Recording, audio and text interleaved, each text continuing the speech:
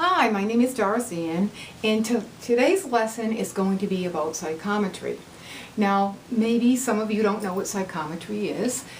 Psychometry is you hold an object, and right now I have my friend's ring, and you hold it in your hand, you put yourself in a meditative state.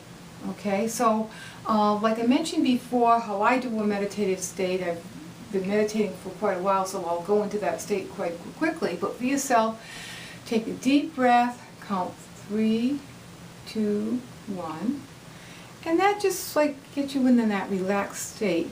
And hold a friend's ring or a watch or a favorite book or a necklace, earrings. It could even be a scrunchie that a friend uses all the time. Obviously, this could be a family member.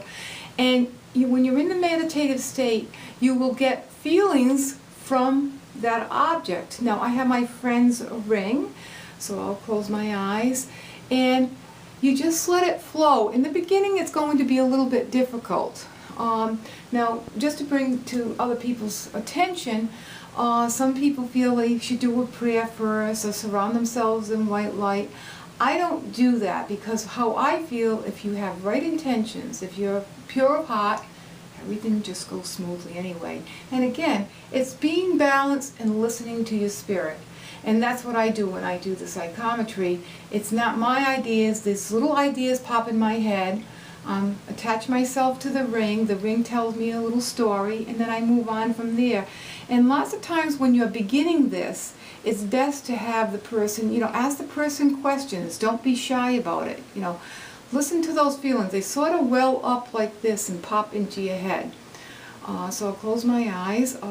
My friend, I feel like she's a generous person, which I do know, but I'm getting this through a feeling.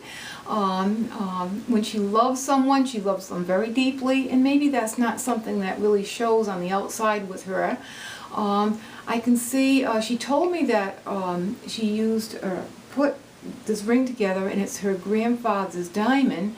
So what I'm feeling at this moment is her grandfather coming into me in the sense of giving her warmth. Now, this isn't anything to do with me. It's just like sending her warmth, feeling that this person is around her. I'd like to clarify something else too. People have different beliefs about spiritualism, so some people can feel that grandfather is there, or it could be the essence of what the grandfather has left in the world. Everybody has their own beliefs. So I'm feeling the essence of the grandfather being around her and sending her wonderful energy. I happen to know that she's going on a trip, and I see this trip as a very positive thing for her. Positive with friendships, positive with her work for some reason. It's just that she comes back and she's a different person. Spiritually, she's uplifting herself tenfold. She's just like soaring, and I see that as a wonderful thing. I happen to know she has sisters, but her sisters are coming to me, and I see like a lot of questions around the sisters. Now, maybe one of them isn't feeling good, so I would bring that to her attention. Also, this is a distant friend, somebody that she hasn't heard from in a long time. I feel that person's going to either get in touch with her, or she's going to hear something. Now, I can feel her thinking, well, this could be a friend of hers that passed away. It was an old boyfriend that passed away. I do feel he's around you, but there's going to be someone else from the past that's coming into your life and is going to say something. And this new era of thinking is to listen and then sift out what the person is saying. So when a person says something to you, don't speak at all. Just take your time and let the sift through it, maybe even meditate on it later. And meditation, I know my friend's doing meditation, and I feel this is a very, very powerful meditation that she's doing, and I do see her bringing her to this higher level.